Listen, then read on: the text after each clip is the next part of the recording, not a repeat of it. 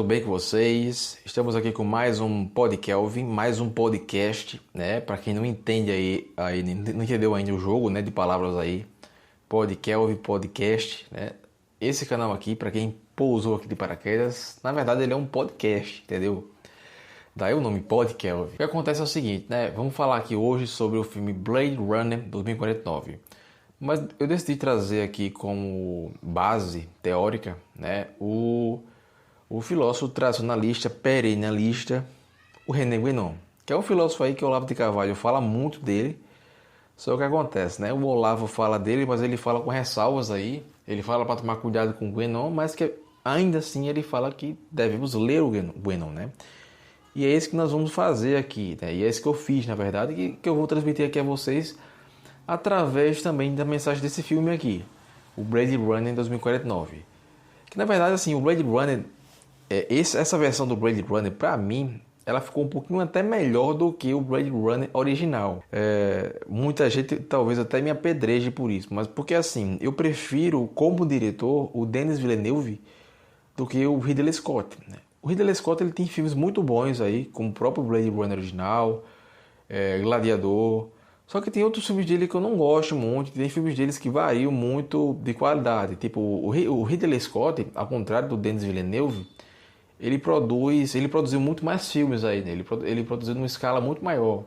Só que ao mesmo tempo, quando você produz nessa escala muito grande, é inevitável que a qualidade de seus filmes caia, né? E em muitos casos também é inevitável que vários aí dos seus filmes eles variam muito de estilo, eles não têm muito uma identidade aí, né? Uma marca desses filmes novos aí, ou melhor, desses filmes das últimas épocas, das últimas décadas aí, né? Uma marca desses filmes e das melhores eras de ouro do cinema também, a era de ouro a mais clássica aí, depois tivemos a era de prata do cinema também. Mas a marca é você ter assim um diretor que ele tem uma identidade, que você, quando você assiste o filme do diretor, você percebe que o filme ele é daquele diretor, né? E aqui com o Blade Runner 2049 é um filme que você olha, você vê que o universo ele é baseado no Blade Runner original, mas você também percebe que esse filme, apesar de ele ser baseado no Blade Runner original, ele é totalmente diferente da forma como o Ridley Scott ele conta uma história, né? Ele é exatamente um filme que seria do Villeneuve. Você vê assim, cara, esse filme ele é do Villeneuve. Existem muitos diretores aí que gravam filmes até parecidos aí com o Villeneuve, né? Como, sei lá, o Nolan mesmo. Esse novo Oppenheimer que saiu aí é um filme que, é claro que você percebe a diferença, né? Para quem é mais detalhista aí, percebe a diferença entre Nolan e Villeneuve no filme. Mas é um estilo de filme que poderia ser do Villeneuve também, né? Existem diretores aí como, sei lá, como é o nome do diretor que dirigiu lá o Clube da Luta? Não lembro o nome do diretor, cara. O Fincher, né? Ele tem alguns filmes aí que eles poderiam facilmente ser também filmes dirigidos pelo Villeneuve, né? Mas enfim, não quero fazer digressões aí, mas assim, mesmo que existam muitos filmes que tenham um estilo ou alguma coisa assim parecida, né? O Villeneuve ele é muito único, pessoal, né? É como, por exemplo, o Tarantino. O Tarantino também é um diretor muito único. Você vê que não tem muitos diretores que dirigem como o Quentin Tarantino. Isso assim, até para a alegria de quem não gosta do Quentin Tarantino, isso é muito bom.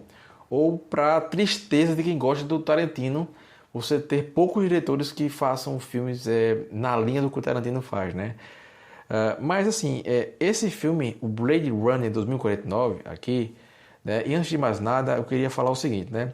Como esse podcast aqui é um podcast mais dedicado a análises um pouco mais aprofundadas aqui, né? Não só você analisar a obra em si, mas você analisar aspectos que a obra pode ter abordado implicitamente ou explicitamente, ou aspectos externos que o próprio autor, né? Muitas vezes pode nem ter pensado, né? Esse é um podcast que, em muitos casos, o pessoal, a maioria da galera que gosta do mainstream aí, né, do Beautiful People, não é muito chegada a isso aqui, né? E, logicamente, que esse podcast ele vai ser uma coisa mais de nicho aqui, né? Poucas pessoas vão gostar do conteúdo aqui. Ou melhor, poucas pessoas vão se interessar, de fato, né? Não é que elas não vão gostar, que elas vão odiar, alguma coisa assim. Mas não vão se interessar, de fato, porque o nicho que comenta sobre filmes e séries aí na internet é normalmente esses canais aí, estilo Ei Nerd, né?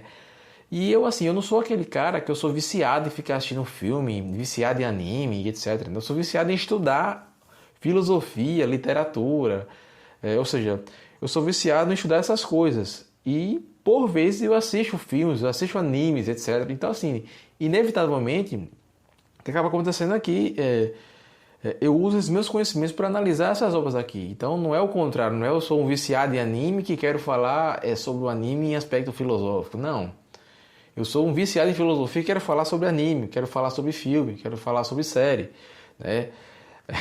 Então, assim, é difícil você ter pessoas que gostem desse conteúdo dessa forma aqui. O pessoal prefere muito mais conteúdo digamos assim, eu poderia falar assim, conteúdo de fofoca, né? Entre aspas, fofoca sobre anime, filme e série, né? Estilo canal é nerd, né? Vai falar aqui sobre aspectos mais superficiais, né? Não estou criticando esses canais, obviamente, né? Que existe um público específico para cada canal, existem interesses, né?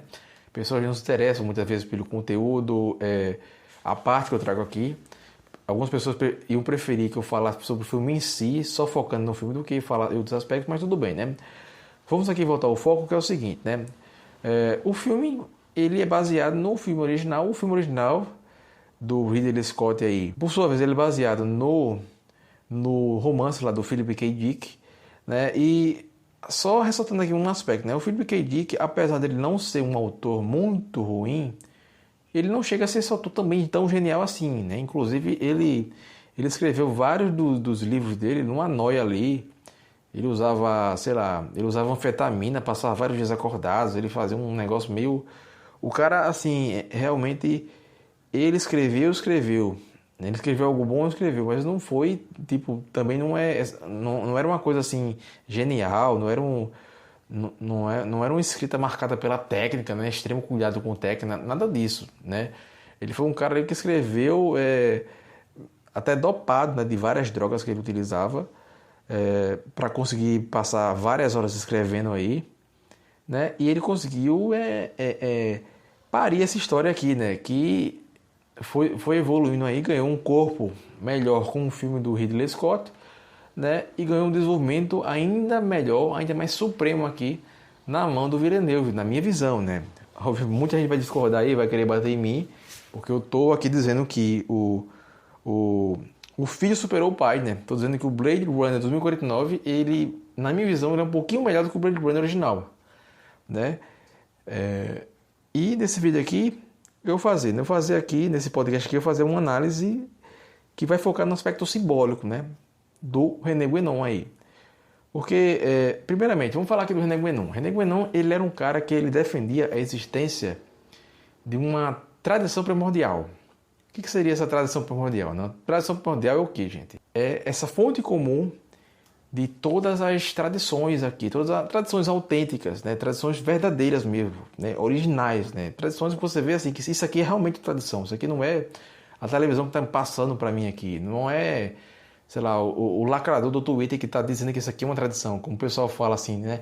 Quando você vê lá no filme do Wakanda, aí o pessoal fala, não, isso aqui é tradição africana. Porra nenhuma, isso é ideologia progressista travestida de cultura africana, né, para enganar os bestas que compram aquilo como se fosse assim, nossa, nós estamos aqui preservando a cultura desses povos africanos, como na verdade vocês estão destruindo a cultura dos povos africanos e substituindo por uma cultura woke, né?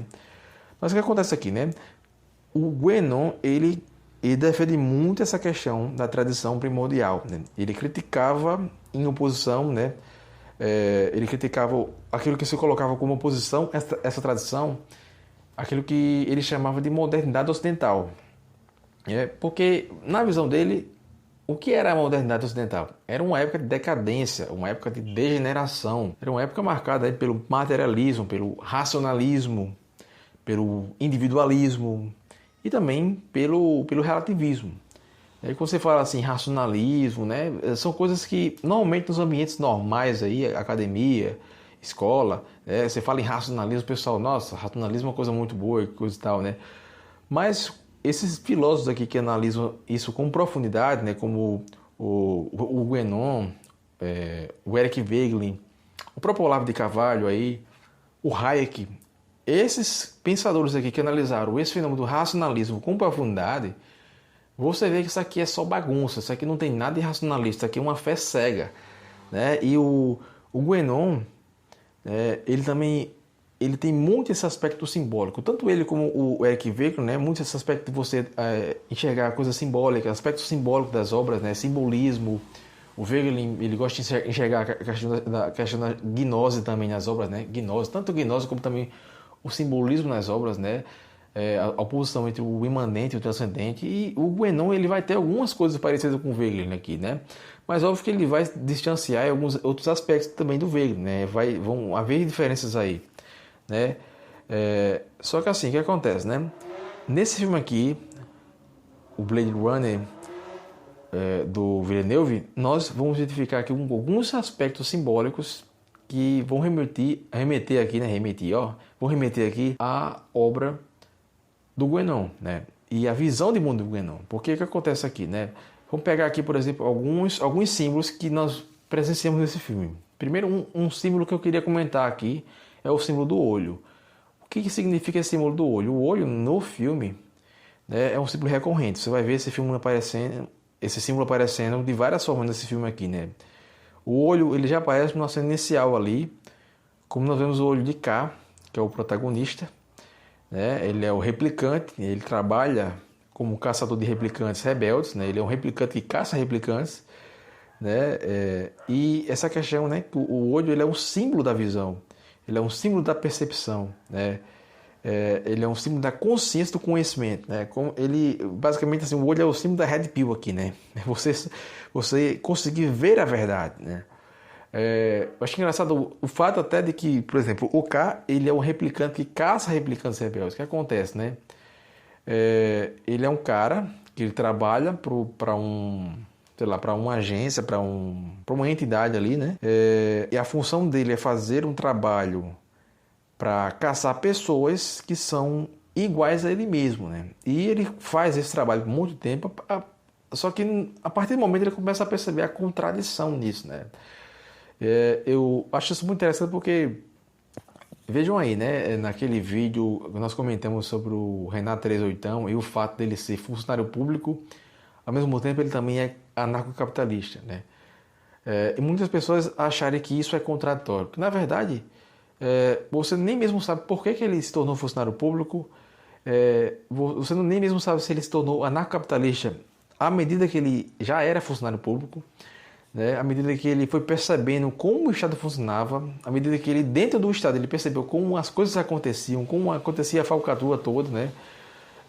Porque, de fato, muitas coisas que o Renato fala aí, ao vivo, só aquilo ali, pessoal, apenas a superfície do que pode ser dito. Na verdade, assim, nem mesmo eu aqui não estou dizendo a verdade totalmente para vocês, porque nem toda a verdade pode ser dita aqui no YouTube. Se você for corajoso o suficiente para dizer a verdade 100% aqui no YouTube, em muitos casos você pode perder seu emprego, você pode perder sua vida aí, né? Não é que, sei lá, vão matar você. Às vezes os caras podem pegar o que você falou e dizer, isso aqui é legal, isso aqui não é legal, não está na legalidade, né?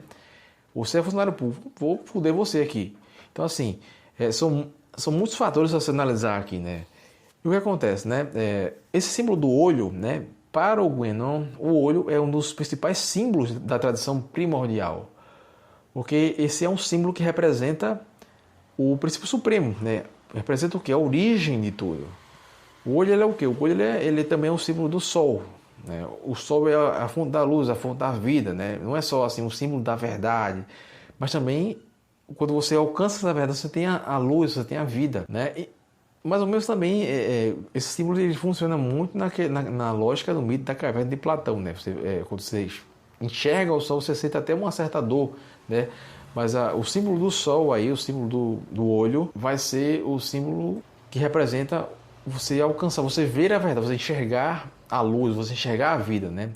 Então, nesse filme, o olho vai ser usado para identificar os replicantes, porque no filme nós vamos ter aqui um teste, né? Um teste que mede a sua resposta emocional a perguntas provocativas.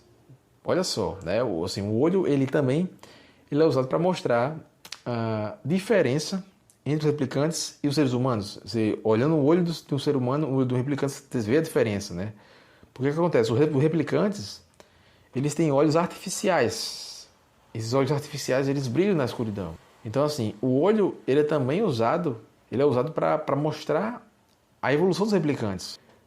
Porque os replicantes, eles passam de seres que são ali programados, né, que são meramente seres obedientes, né, seres que só fazem o que eles foram programados para fazer, né, com uma inteligência artificial que é programada para fazer determinada tarefa, determinada ação programada, mas aí em um certo momento ela pode hesitar em fazer aquela ação e criar uma espécie de autoconsciência aí. E no outro aspecto, o olho ele também é usado para mostrar a busca por replicantes, né, dos replicantes por sua origem, né, por seu destino. Porque o que acontece? Os replicantes eles procuram por pistas que possam levá-los aí ao seu criador, né? Eles sempre estão à procura de pistas que possam levá-los ao seu propósito, né? E o que acontece, né?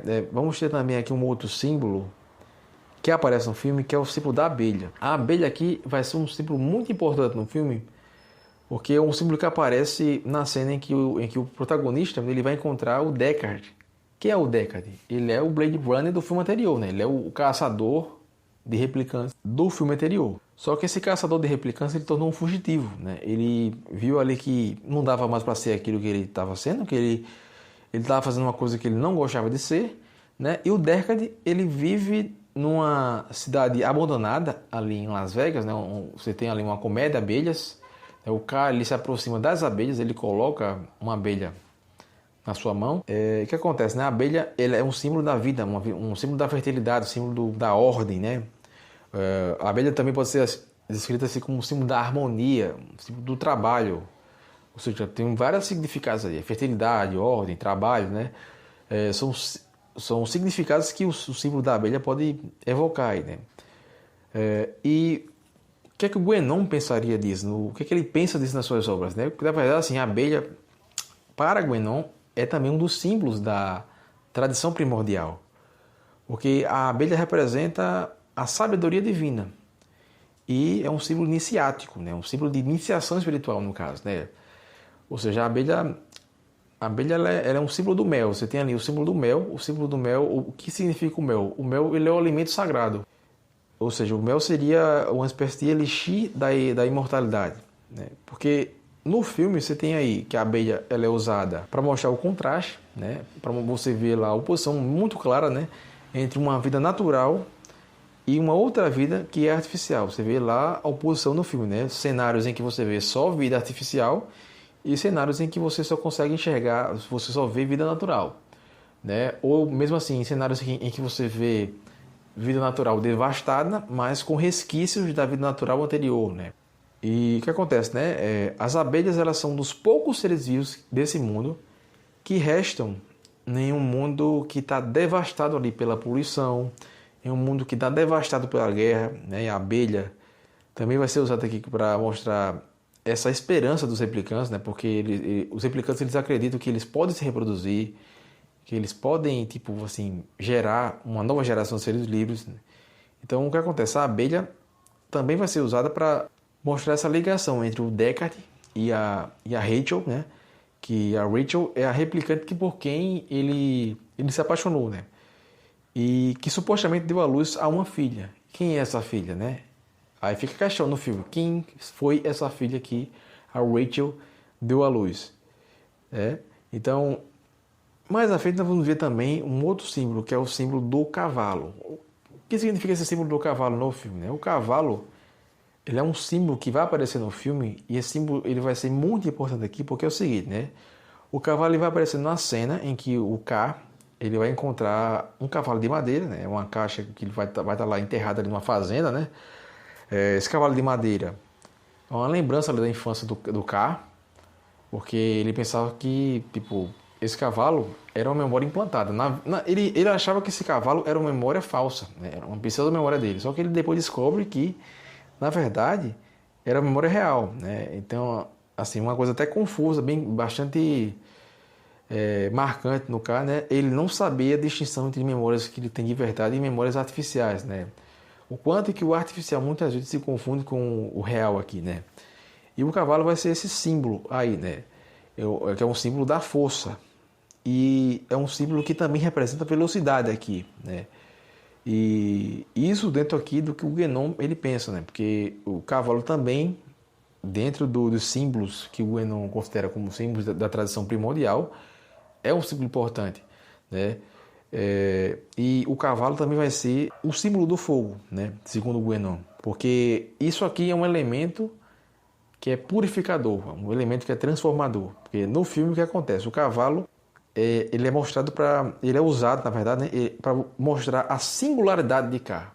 Ou seja, o quanto ele é único, né? O quanto ele, na verdade, apesar de ele ser um replicante que foi criado ali artificialmente, ele é único, né? Ele não é igual aos outros replicantes, né? E assim como também todo replicante, na verdade, é único, né? Mas esse cavalo ele vai ser um símbolo para ele que ele é único, né? Ele não é tipo, se você colocar dois K, né? Dois protagonistas com o mesmo gene, criados da mesma forma, mesmo assim eles são únicos, né? Mesmo que eles tenham sido criados ali artificialmente.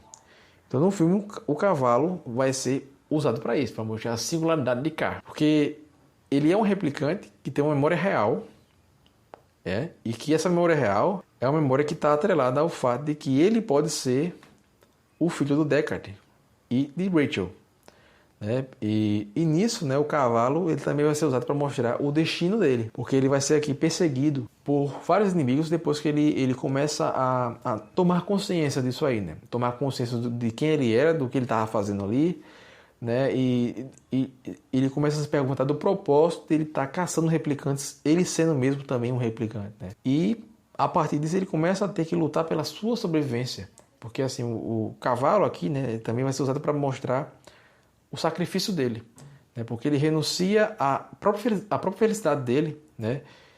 Ele entrega a filha de Deckard e Rachel ao pessoal lá da resistência dos replicantes, né? E nisso que acontece, né? Vamos ter aqui vários outros exemplos, né, de como o Blade Runner 2049 usa símbolos que, se você pegar a obra do René Guénon, você vai ver que esses símbolos estão lá, né? Que o René Guénon ele comenta sobre esses símbolos, né? Vamos ter também alguns outros símbolos aqui durante o filme que vão ser muito emblemáticos, como por exemplo, no filme nós vamos ter um símbolo que é o símbolo da árvore.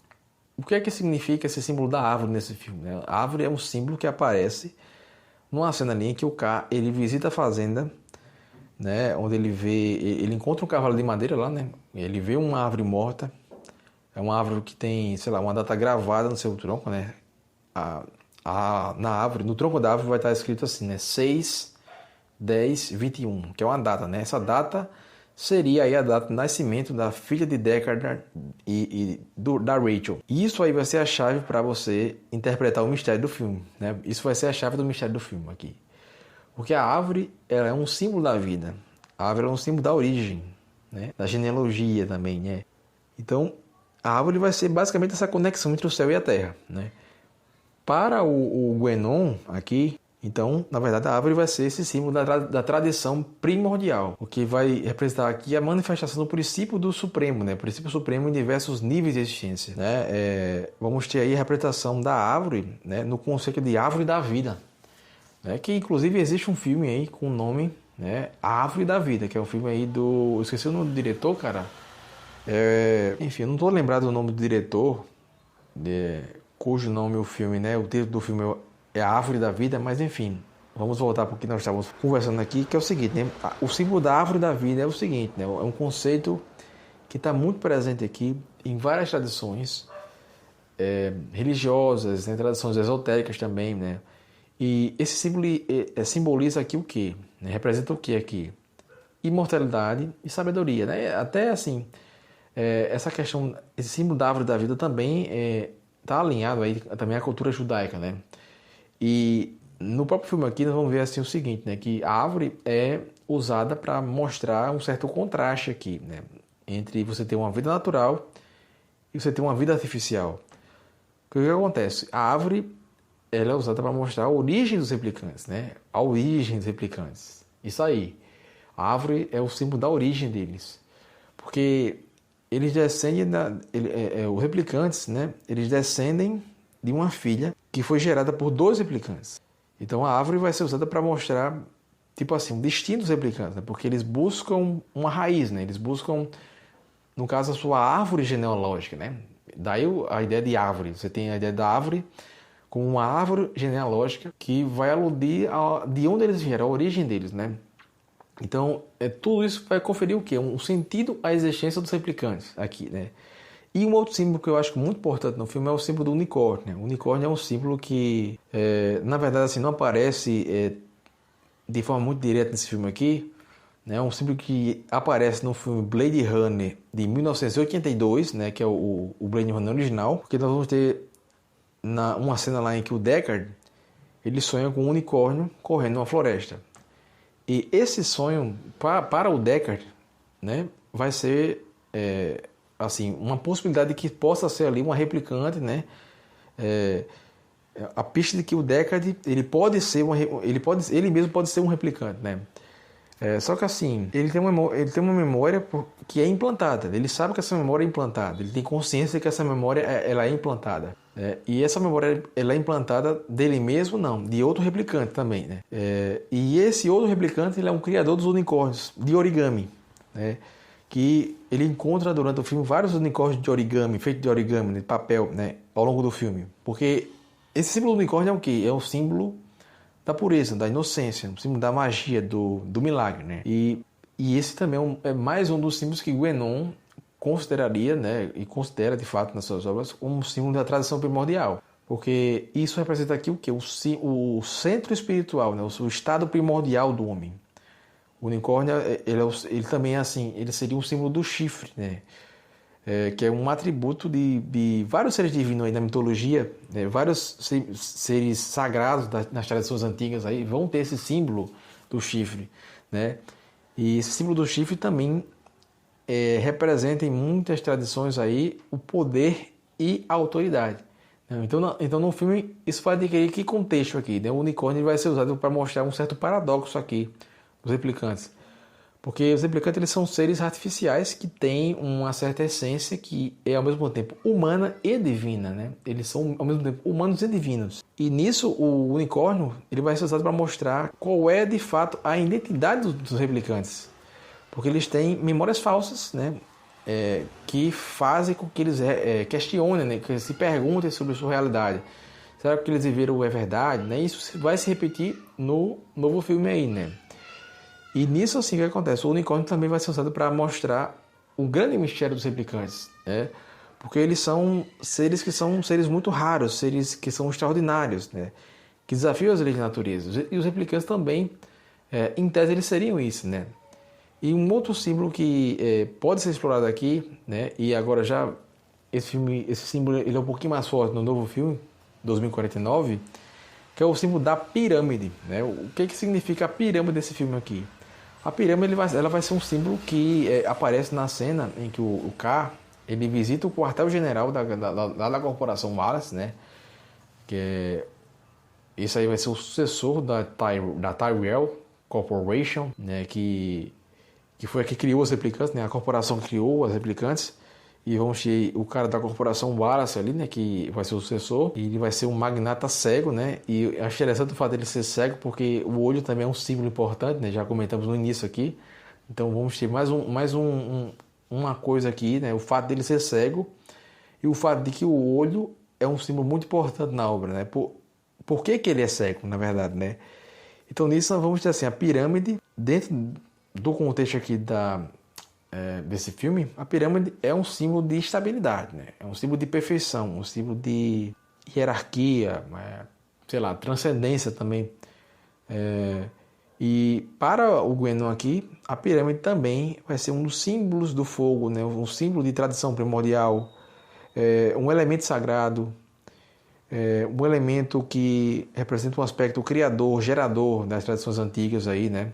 E nisso, o que acontece, né? No filme, a pirâmide ela vai ser usada para mostrar o domínio dos humanos sobre os replicantes, né? A pirâmide vai ser o símbolo que vai revelar a verdade aí dos humanos sobre os replicantes, porque eles são controlados por uma corporação poderosa e opressora ali, né? Não tem outra. A realidade é essa. Só que acontece, a pirâmide também vai ser usada para mostrar a ambição dos humanos. Porque o que os seres humanos fizeram nesse filme, né? Eles criaram os replicantes à sua imagem e semelhança. Eles não criaram seres que, tipo, vou criar aqui um ser artificial, mas que ele é diferente dos humanos, para que eles sejam nossos escravos. Não, os seres humanos eles quiseram criar os replicantes para serem muito parecidos com os seres humanos, ou seja, como se fosse assim, a sua imagem e semelhança, né? Como se fosse uma crítica bem subentendida aí aos seres humanos, ao fato dos seres humanos eles serem tão ambiciosos aí, né? Porque a pirâmide também vai ser usada para mostrar a corrupção dos humanos, né? É um símbolo da corrupção dos seres humanos. Porque os seres humanos eles abusaram dos replicantes, né? E eles também desrespeitaram a vida, né? Eles desrespeitaram todos os símbolos da vida, né? Todos os símbolos que nós comentamos aqui que representam a vida. E nisso, assim, né? O que nós vamos acontecer é o seguinte, é que os replicantes eles são indistinguíveis dos seres humanos, né? Tanto em aparência como em comportamento aí. Tanto em aparência como em comportamento. Você vê que os replicantes eles são muito parecidos com os seres humanos. Só que tem uma coisa, tem um porém aqui, né? Porque os replicantes eles têm uma vida útil que é limitada, né? Eles são proibidos também de se reproduzir. Então o que acontece? Os Blade Runners eles são os agentes especiais aí que eles são encarregados de caçar, de eliminar os replicantes, né? De eliminar os rebeldes que fogem do controle humano. E o que acontece aqui? Guénon, ele não reconheceria normalmente assim nenhum personagem do filme como um ser que seria assim capaz de salvaguardar a essência humana, né? Porque na verdade ele consideraria todo o universo desse filme aqui como uma manifestação dessa crise da modernidade. Então assim, tanto os seres humanos quanto os replicantes desse filme aqui eles estariam, de certa forma, alienados da realidade transcendente, né? Eles estariam aí presos no mundo de ilusão, de materialismo aí, né? Só que é o seguinte, né? O Guénon, ele poderia identificar alguns personagens, ou pelo menos um personagem, ou um ou dois personagens principais aí do filme, como guardiões da essência humana.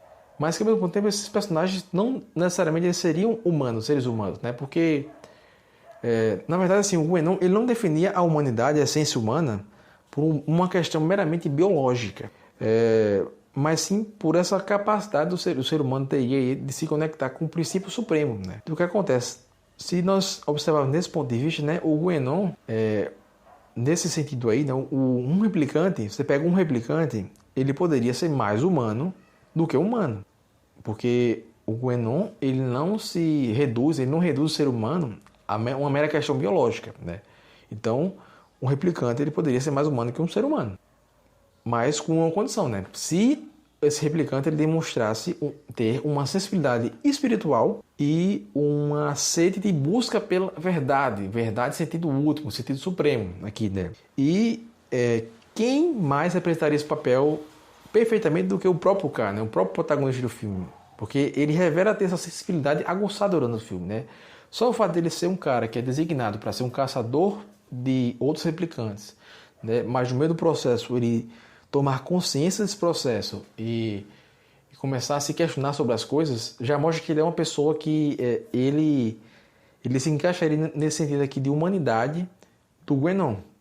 Porque ele é um cara que, assim, ao longo do filme, né, ele questiona a sua natureza, ele questiona o seu propósito. E, ao mesmo tempo, ele se sacrifica para proteger a criança replicante, que ele considera essa criança como se fosse a esperança para o futuro, né? O aspecto do sacrifício também é um aspecto que humaniza o personagem aí, né? E vamos ter outros personagens aí que você poderia enxergar a humanidade neles, ainda que eles muitas vezes nem fossem, assim, seres humanos de fato no filme. Por exemplo, você tem lá a figura do Saper Morton, né? Que é o cara lá que cultiva flores, né? É um replicante também, ele guarda um segredo sobre a origem da criança, né? Ele é o cara que ele chega lá para dizer ao K, antes dele morrer, que ele viu um milagre acontecer. Ou seja, se ele viu um milagre, o que é que ele tem, né? Esse replicante é um cara que ele tem uma percepção aguçada do sagrado, né? Ele tem uma percepção do transcendente, né? Que muitos seres humanos não chegam a ter, né? Muitos seres humanos não chegam a ter essa percepção mais aguçada, né? Até mesmo você colocar aqui na teoria, sei lá, nos níveis, né, de personalidade do Northrop Frye, tanto o K aqui como o C.P. Morton, eles seriam também compreendidos aqui, né, como personagens de nível médico alto, né? E também assim, o Guénon, ele também poderia, né? Isso aqui já é uma coisa mais, seria mais controversa, mas ele poderia ver que o próprio Neander Wallace, né? Ele é um cara que é apresentado no filme como um gênio da tecnologia e da biologia, né? Ele é um gênio da biologia também, né? E assim, só que assim, o Guénon, obviamente que ele criticaria muito o Wallace, né? Mas ele veria assim que o Wallace, ele em certa medida, ele também é esse cara que ele poderia representar esse aspecto do Prometeu americano que nós abordamos no nosso podcast sobre o Lex Luthor aí, né? Porque o Wallace ele se considera uma espécie de Deus, né? Ele usa uma linguagem que está repleta de referências bíblicas, mitológicas. Então, assim, ele também tem uma percepção do sagrado. Só que a percepção que ele tem de sagrado é uma percepção um tanto distorcida, na verdade, né? Só que, assim, ao mesmo tempo que ele tem essa percepção do sagrado, que ela é um pouco aguçada em meio a um mundo que está marcado pelo materialismo, pelo racionalismo, nós percebemos que, nesse ponto de vista, até de uma forma um pouco controversa, assim, né? O Wallace ele também poderia ser tido como um ser humano, né? Ou um ser humanizado durante a história, né? Então, assim, ele poderia ser visto, o Neander Wallace, como uma espécie de representante do esoterismo, né? Um cara que usa os símbolos para acessar, né, uma realidade superior. E, ao mesmo tempo, ele tenta usar esses símbolos para manipular uma realidade inferior. Então, ele é uma espécie de guardião, mas um guardião distorcido, né? Um guardião que tem ideias distorcidas da coisa, mas que ele tem uma intencionalidade que vai de encontro também à própria intencionalidade do K e do C.P. Morton, né? Só que assim, o que acontece aqui, né? Vamos ter um outro aspecto aqui, inclusive esse aspecto é comentado pelo próprio Renato 38 num dos seus mais recentes cortes que foram viralizados aí no seu próprio Instagram, lá eu vi, né? Inclusive ele mesmo colocou uma cena do filme Blade Runner 2049, né? E que ele tava falando lá sobre OnlyFans, né? As garotas no OnlyFans, e disse que hoje em dia tinham até garotas de inteligência artificial e no futuro poderiam ter garotas que poderiam dizer até o que... Eles poderiam sussurrar no seu ouvido até o que você nem imagina que você queria, né? E o que acontece, né? Plataformas hoje em dia como OnlyFans, né? Pegando aqui só o gancho da crítica do Renato 38, né? O que é que o Guénon ele fala, né? Ele tem uma noção, ele comenta muito sobre as tradições do Oriente e do Ocidente, né? E ele tem um conceito muito importante aqui, que é o conceito de contra-tradição. Esse conceito de contra-tradição é um conceito que você vê ali manifesto, né? Ele se manifesta mais explicitamente como uma espécie, né? Uma forma de dissolução, uma espécie de decadência, na verdade, né? De decadência civilizacional, que nos leva assim, a um estado de materialismo, né, como já comentamos aqui, né, você compreender a coisa apenas no aspecto mecanicista, ou apenas no aspecto biológico da coisa, né, e isso é o que constitui a contra-tradição, segundo o Guénon, né, e no Blade Runner 2049 temos esse futuro distópico cyberpunk, né, e o que acontece? O protagonista, o K, aí ele se apaixona por uma inteligência artificial de holograma, né, justamente como o Renato Resultão fala, né? E justamente a cena em que o K ele se apaixona por essa inteligência artificial aí, que foi a mesma cena que o Renato botou lá no Insta dele, né? Achei muito engraçado, porque ele conseguiu compreender essa dimensão da coisa, essa dimensão do problema, né? Porque assim, ele se apaixona por uma inteligência artificial, né? E esse filme vai, a partir desse romance que o cara vai ter com a Joy aí, o que vai acontecer, né? Você vai ver que replicantes e inteligências artificiais, eles são meio que assim, substitutos dos seres humanos, né?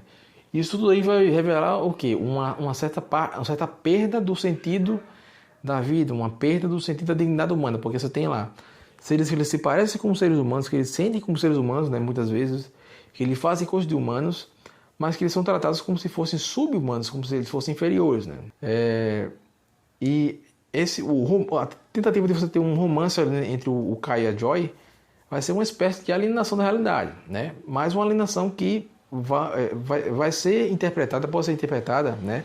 Muitos vão interpretar positivamente, outros vão querer interpretar assim mais negativamente, mas como uma espécie de busca por consolo, busca por um simulacro, né? Uma busca por uma fuga, né? Um escape, né? Mas será que de fato foi uma fuga? De fato foi um escape? Né? Será que não foi algo de fato assim real, né?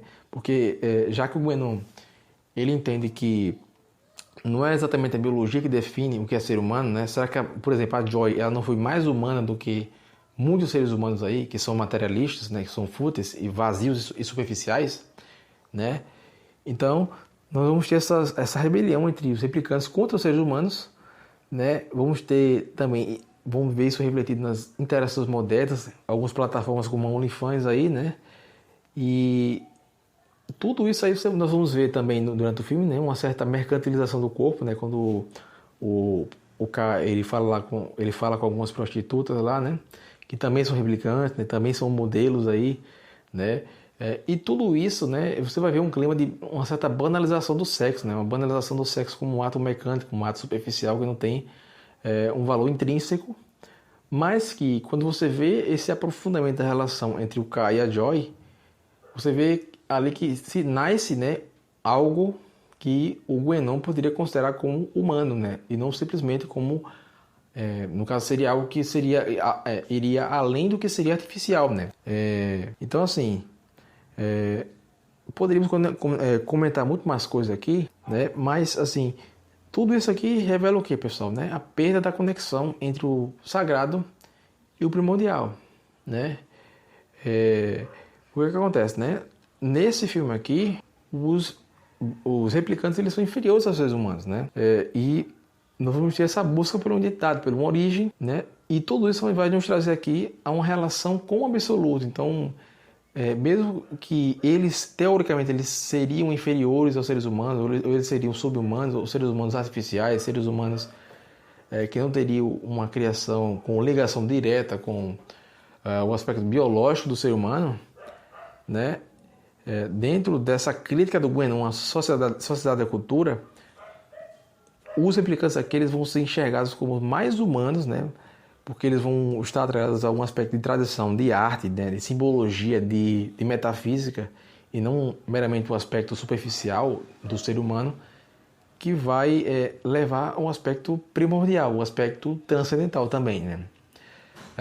Então é isso aí, pessoal, né? Eu acho que isso é parte aqui do que eu queria dizer, né? Eu sempre falo que é parte do que eu queria dizer, porque poderia falar muito mais coisas aqui, né? Porque as análises aqui, elas podem durar horas, né? Mas assim, pessoal, eu espero que vocês tenham gostado desse vídeo aqui, né? Curtam, compartilhem, né? Se você gostou, comenta aí, fale que gostou, recomende seus amigos aí, né? Minha dicção, eu espero que esteja melhorando um pouco a cada vídeo aqui, né? E é isso aí, pessoal, né? É nóis.